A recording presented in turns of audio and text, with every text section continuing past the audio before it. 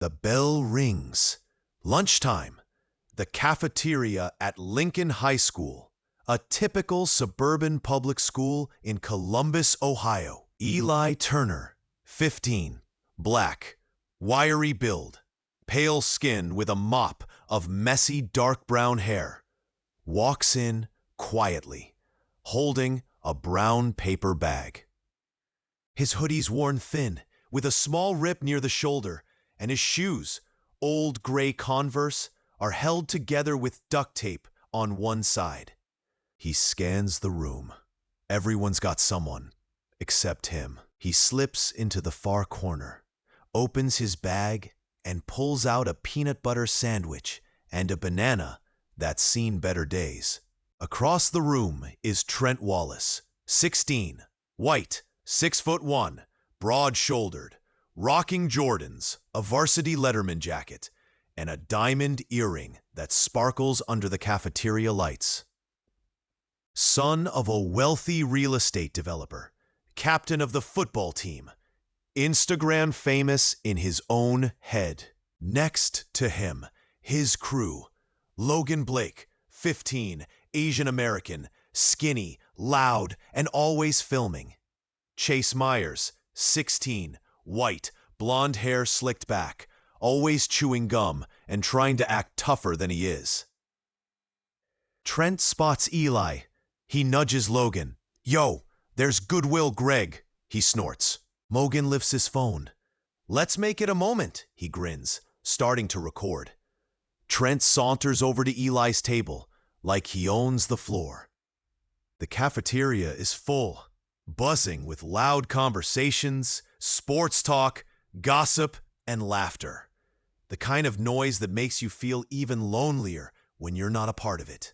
Eli Turner sits by himself at the far end of a long table, near the vending machines.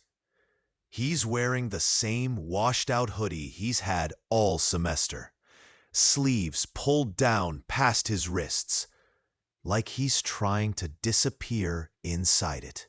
His jeans are stiff with wear, cuffs frayed and stained with mud.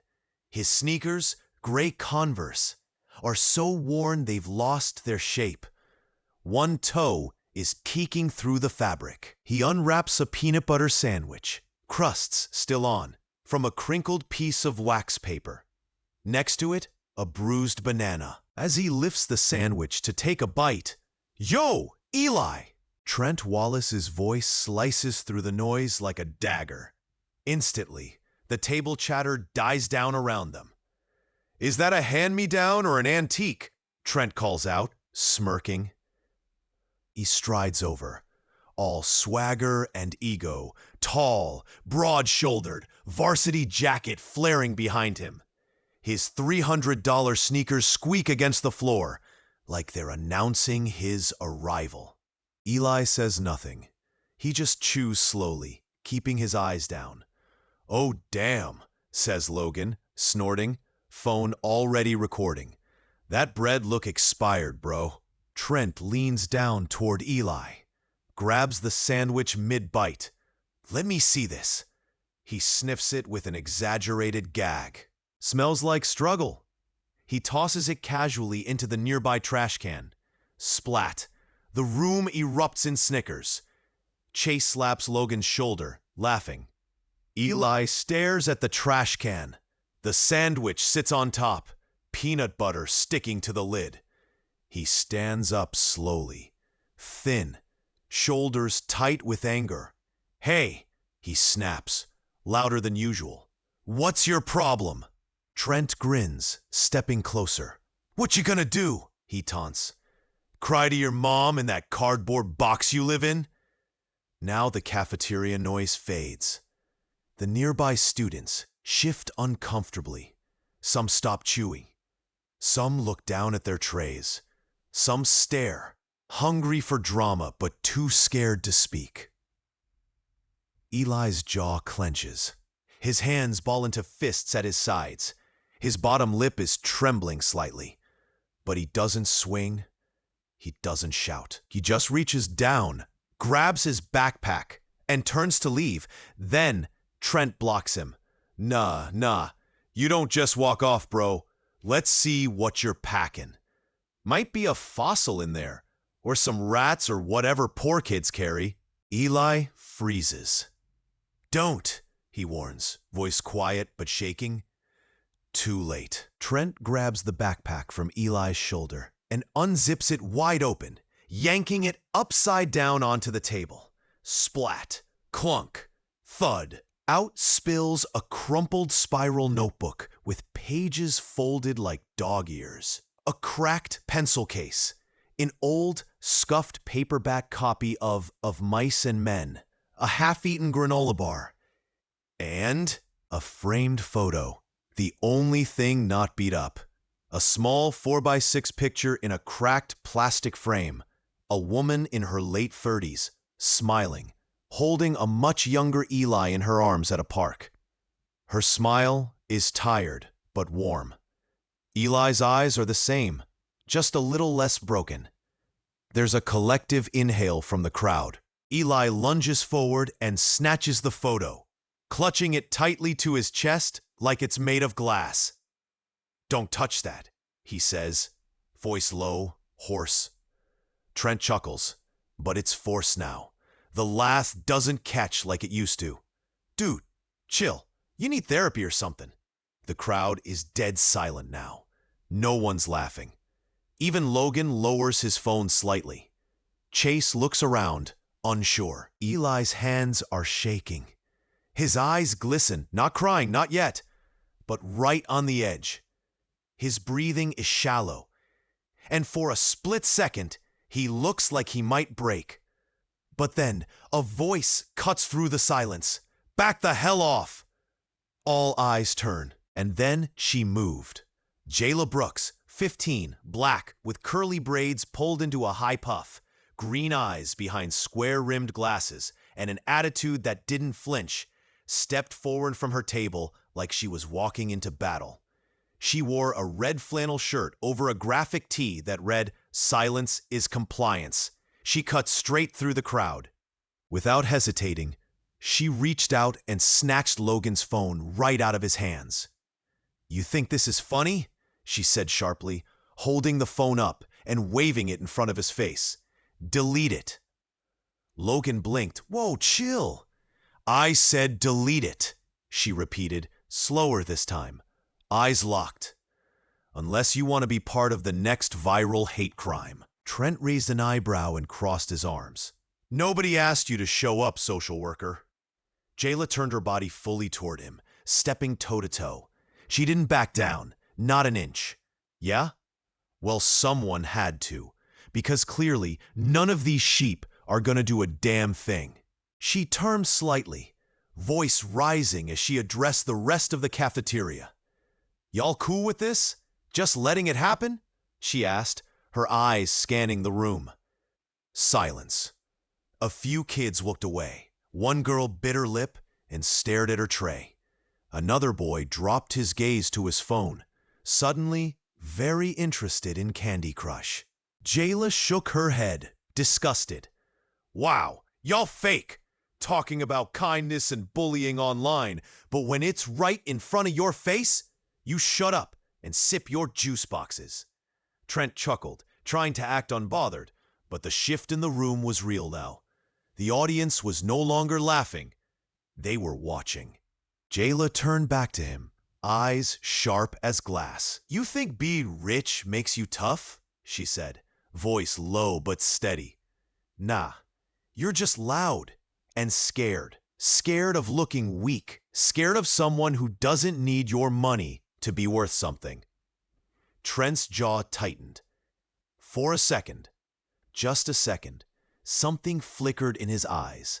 Doubt, embarrassment, exposure.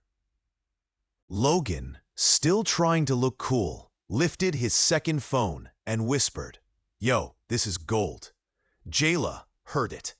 She stepped forward, face inches from Logan's, and said in a flat, deadly tone, "Good. Let the whole world see what a coward looks like. Film this too."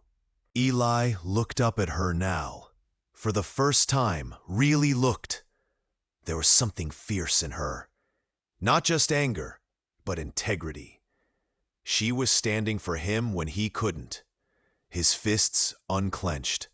His lips still stung, but his heart didn't feel as small anymore. Trent tried to recover. "Whatever. You all just mad I got clout." Jayla snorted. "You got nothing, Trent. Clout can't buy character." The tension in the room was thick enough to choke on. Then, a deep voice cut through it like a sword. "Phones away. All of you." Everyone turned. Standing just outside the ring of students was Mr. Daniels, mid-40s, black, tall with salt and pepper hair, and a calmness that didn't need volume to command respect. He wore a navy sweater, coffee mug still in hand, though his eyes were sharp. He took one slow step forward. "Trent, principal's office. Now." Trent opened his mouth. "But he—" Daniels raised one eyebrow. "Do I look like I'm asking?" Trent looked around. Nobody laughed. Nobody backed him. Even Logan slid behind Chase. Reluctantly, Trent grabbed his bag and stormed out, his ego dragging behind him. Mr. Daniels turned to Logan. "Hand over both phones." "What? Why both?" Daniels just looked at him. Logan sighed and handed them over. "Anyone else want to join them in the front office?" Daniels asked, scanning the crowd. Silence. Then he looked at Eli. "You good?" he asked, quieter now. Eli gave a tiny nod. Yeah, I'm good." Daniels nodded, then turned to Jayla. "You've got guts, Miss Brooks." Jayla just shrugged. Somebody had to. Daniels gave her a rare, almost smile. "Come see me after lunch. You just earned some real extra credit." The bell rang a moment later, but no one moved right away. Something had shifted in that cafeteria. Something important. The air inside Principal Martinez's office is cold, still, and tense. The blinds are half closed. A ticking wall clock echoes between the silence. Trent Wallace sits slouched in a chair, arms crossed, trying to look calm, but his left leg bounces. His fake chill is cracking. Logan and Chase are next to him. No phones, no swagger, no backup. Across the desk, Principal Martinez, late 50s, Latina, with silver-streaked hair and sharp eyes behind designer reading glasses, reviews the footage Jayla sent in. No sound, just the images of humiliation, cruelty, and silence.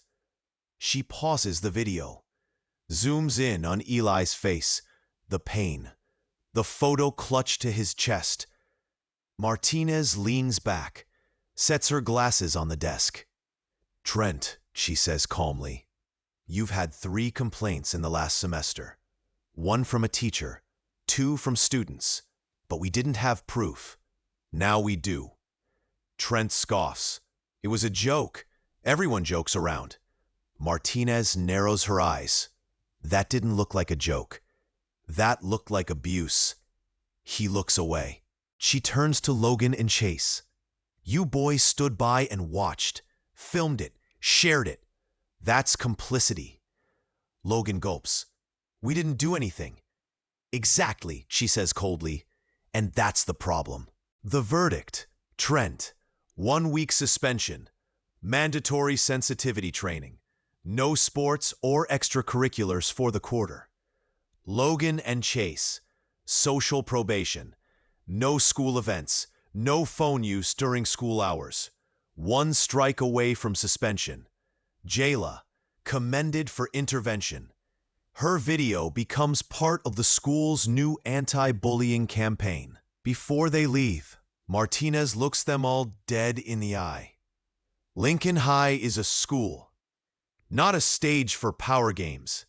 If you can't treat people with decency, you don't belong here. They leave, heads down, silence heavy. Mr. Daniels brings Eli in quietly. No big announcement, Just a moment of calm. He hands him a hall pass, then puts a hand gently on his shoulder. You didn't deserve what happened to you. Eli nods, eyes down. You didn't break, Daniels adds. That takes strength, son. More than they'll ever know.